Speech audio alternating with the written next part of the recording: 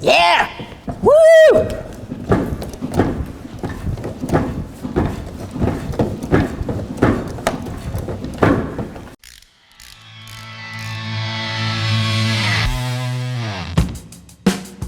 So there I was, innocent as can be, getting ready to install rear shocks in this vehicle right here.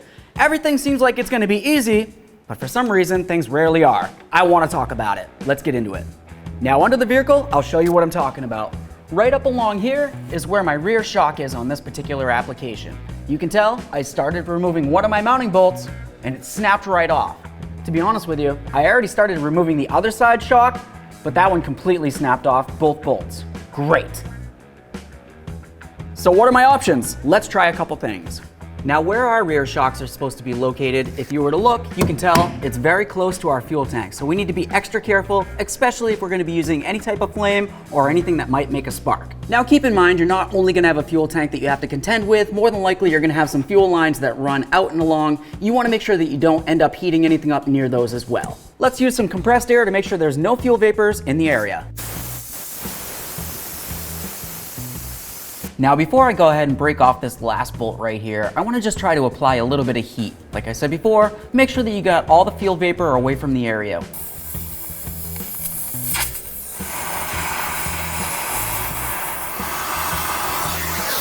Okay, now that I've got that cherry red, let's grab our socket.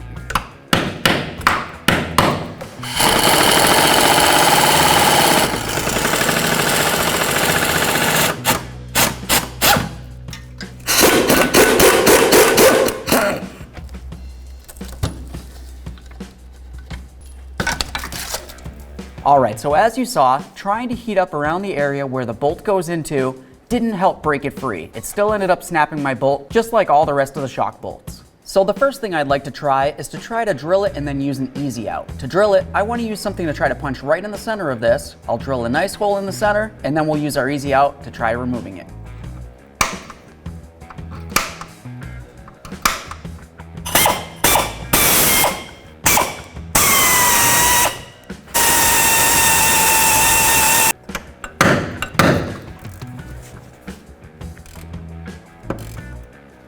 Ah, it's just spinning. Now that's something that's super common to happen with easy outs. You can drill them and you can try to use it, but commonly what happens is it ends up just kind of stripping out the end of the easy out right here.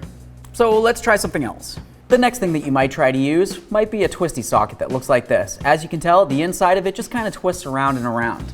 Now something like that can be used if you have a nice stud that comes out of the area, like maybe the bolt broke and you still get some of it kind of hanging out.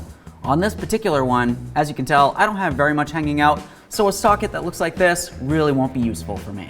Now the next thing that I'm gonna try to do is just try to take a nut. I'm gonna go right over this stud right here. If you got enough threading on it, sometimes you can get them started on.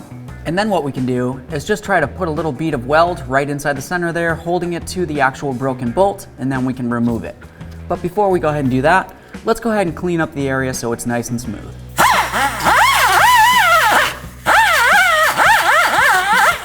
Got that cleaned up. I'm gonna take my nut.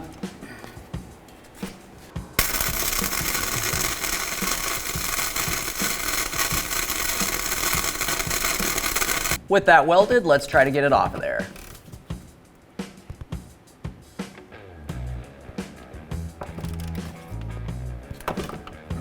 Okay, so as you can tell, neither of the things we tried so far has worked. We tried heating this up, drilling it, and using an easy out. Not so much.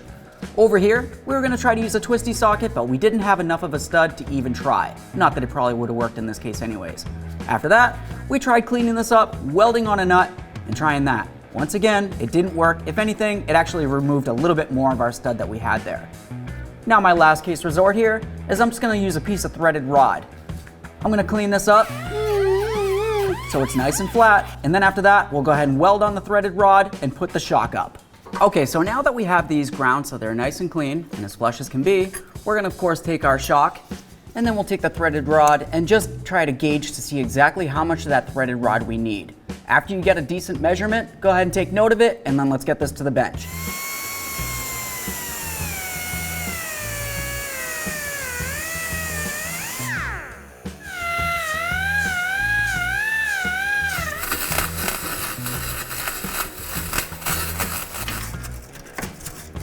Okay, so we've got these welded on.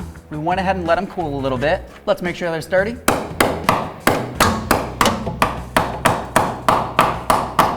Remove those nuts. Okay, this looks great. We've got them welded on here. Now let's grab the shock and get it mounted.